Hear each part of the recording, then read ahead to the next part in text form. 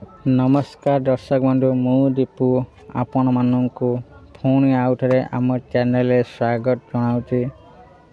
चलतु भिडियो को आरंभ करवा। जो माने एपर्यंत भी सुभद्रा टंका पाई ना प्रथम पर्याय किस्ती हो कि द्वितीय पर्यायर टंका तो आपण माने प्रथमे सुभद्रा साइट की जाकि आपण स्थिति को जांच करूँ आउ डीबीटा को चेक करूँ। यदि आपण मैंने जानी ना केमी डीबी चेक करेंगे आउ स्थिति जांच करेंगे तो से मु वीडियो बने देती से वीडियो को मु डिस्क्रिप्शन बॉक्स में देदेवी। आपण मैंने प्रथम जाकि आगे सुभद्रा स्थिति को चेक करूँ आउ डीबीटा को चेक करूँ। आउ जो माने प्रथम पर्यायर किस्ती टंका पाई द्वितीय किस्ती टंका पाई ना तो आपण माने टिके अपेक्षा करंतु हुए तो राति भितर नचेत काली भितर खाता को टंका आसीजिव। आ जो माने प्रथम पर्यायर किस्ती टंका पाई ना आउ द्वितीय पर्यायर टंका भी पाई ना तो से माने सुभद्रा स्थिति चेक करूँ आ डीबी चेक करूँ। जदि दीटा ठीक थाए कि भी टंका आसुनी तो आपण मैंने कंप्लेन दिंतु। कंप्लेन केमी दिज्व आपण मैंने जानी ना जदि तो आमको कमेंट करूँ आम से एक वीडियो बनईदेबू आपण मैंने देखिए कंप्लेन दे पारे।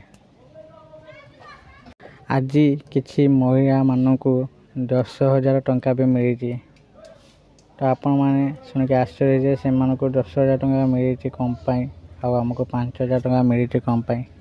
तो चलतु जानिबा से विषय किसी आपण मैंने आम चैनल को सब्सक्राइब करंतु।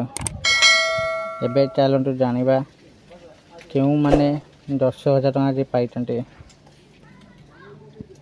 आज एमान को 5,000 नुहे मिल 10,000 कहीं मिल आसतु। सुभद्रा योजना टंका आसवा नहीं किसी महिला उत्साहित अच्छा किंतु आउ किछि हिताधिकारी भितर अधिक उत्कंठा देखा जाइछि।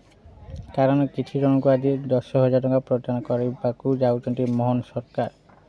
द्वितीय किस्ती रे एही टंका मिलवा को जाउछि। जानुआरी शेष सुधा 1 कोटी आवेदनकारी को सुभद्रा टंका प्रदान करने को सरकार लक्ष्य रखिते।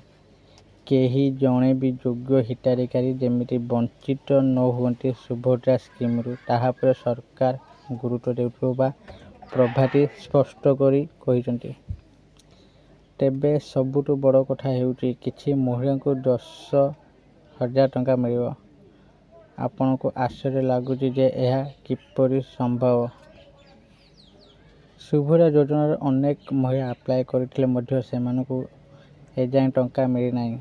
पंचम पर्यायर यही टंका मिल पारे बोली से आशा रखिते। जदि कौन त्रुटि कारण पर्यायर से टंका न मिली तेबे द्वितीय किस्ती रे एकाथर के 10,000 टंका मिल तो से महिला मानक आज 10,000 टंका मिली।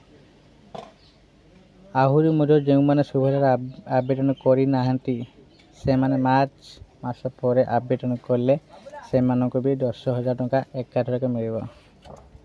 सेहीपरि मार्च 30 रे आवेदन कले भी एकाथर के मिल सुभद्रा 3टी किस्ती। शेष योग्य हिताधिकारी आवेदन न कला जाए चलो पंजीकरण बोली सरकार तरफ सूचना मिल सारी। जेते पर्यंत सुभद्रार शेष हिताधिकारी योग्य न मिलवा जाए सुभद्रा पंजीकरण चलुव। सुभद्रा केबे बंद हेबनी। जो मानकर 21 होउची से माने भी अप्लाई करि परिबे सुभद्रा केबे बंद हेबनी। जो मानकर 60 पार होचे से मानकर ना कोटिबो। जो मानकर 21 छुचे से माने अप्लाई करि परिबे सुभद्रा केबे बंद हेबनी। सुभद्रा एमती चलुव आगामी 5 वर्ष पर्यंत। बाकी रहिला जो माने पाई पारु नांती तो से माने कंप्लेन दिंतु। आग चेक कर दिंतु निजर बैंक अकाउंट जाकि चेक कर दिंतु कौ बैंक पैसा जाइए कि नहीं। आप मैंने सब बैंक जा चेक कर दिंतु।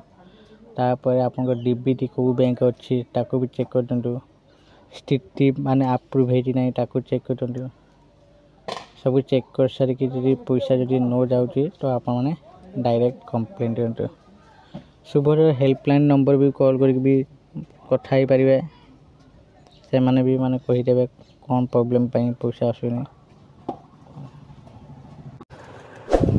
जदि वीडियोटी आपण मानको भल लागुची वीडियो को लाइक शेयर कमेंट करंतु आ हम चैनल को सब्सक्राइब करंतु धन्यवाद।